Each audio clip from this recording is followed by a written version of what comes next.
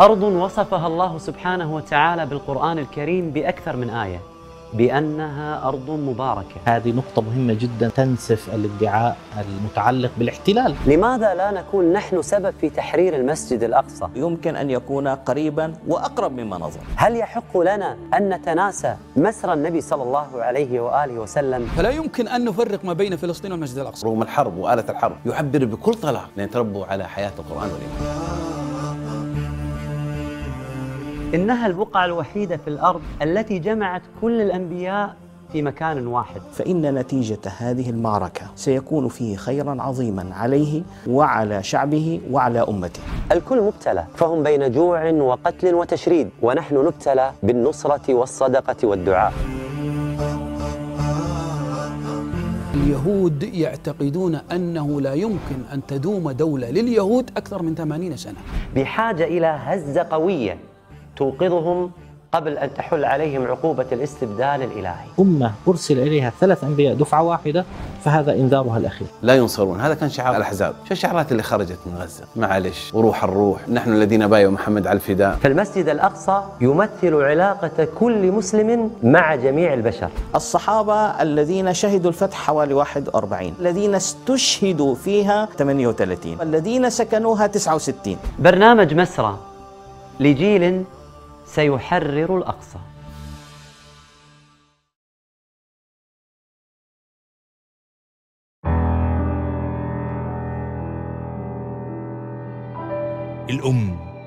الأم هي اللي شايلة العيلة، وبتكون أقوى لما بيكون الأب صاحبها وسند ليها ومقدر تعبها. الأب بيقدر يدي أكتر لما بيعرف إنه غالي على ابنه ومقدر خوفه عليه.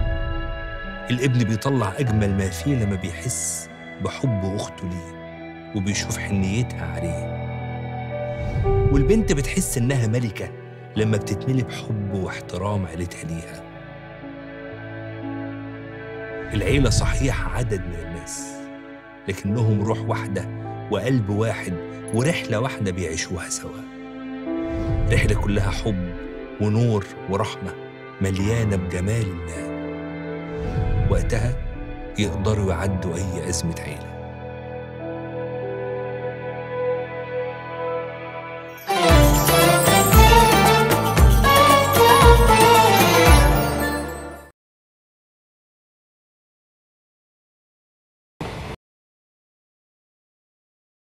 احنا أكيد تورطنا في التصوير، لكن الأهم ما نطيح.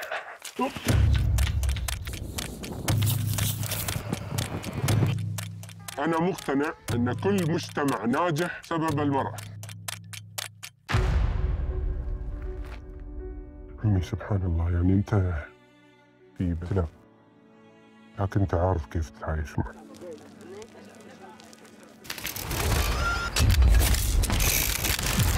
اركض!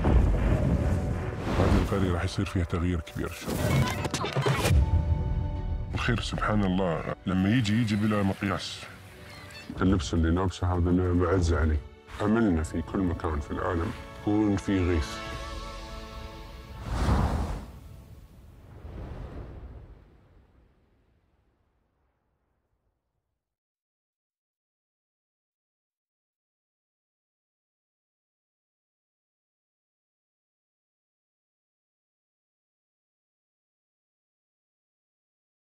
حملوه ليضعوه في البئر ويسقطوه فيه وهو لا زال يظن بهم خيرا. يا بني يا بني وينك؟ آلاف من السحرة، وارتفعت الفلك التي لو مر طير فوقها لسقط من شدة حرها. ما أعظم النجاة في ذلك اليوم. وبدأت الصخرة تنشق، أرادوا أن يكسروا الباب عليه والناس قد فزعوا. ما الذي يحصل؟ أخرج من عندك يا لوط فإننا نريدهم. يا فلان ماذا تفعل؟ فلان ماذا تصنع؟ وهم يرمونه في داخل البئر، وإذا به يبدأ يشعر بقدميه، ولهذا وضعوه في المنجنيق ليرموا نبي الله في تلك الجحيم. الصخرة عظيمة ملساء، من يخرج منكم؟ اتقوا الله ولا تخزوني في ضيفي. الناس تركض إلى الجبال. تجمع الكفار على عيسى بن مريم. لا تخف إنك أنت الأعلى.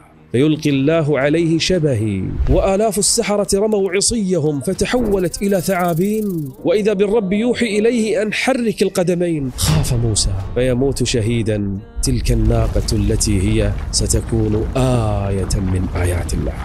صلوات ربي العالمين عليه وسلامه تعداد من صلى وصام.